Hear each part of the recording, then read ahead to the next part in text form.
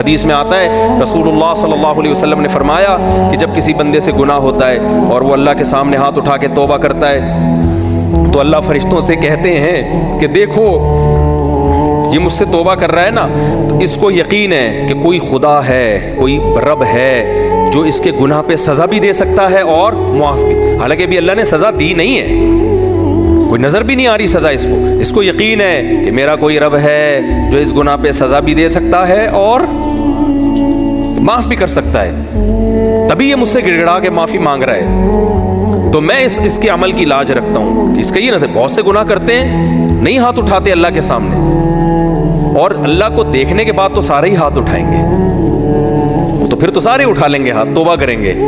اللہ کہہ رہے دیکھا نہیں ہے اس نے، میری آیات پر ایمان لایا ہے، میری نشانیاں دیکھ کر، میرے پیغمبروں کی دعوت پر لبیک کہا ہے، تو اس عمل کی لاج رکھ کے میں اس کی توبہ کو قبول کروں گا۔ حدیث میں آتا ہے پھر وہ دوبارہ گناہ کرتا ہے، پھر دوبارہ اللہ کے سامنے آ کے معافی مانگتا ہے۔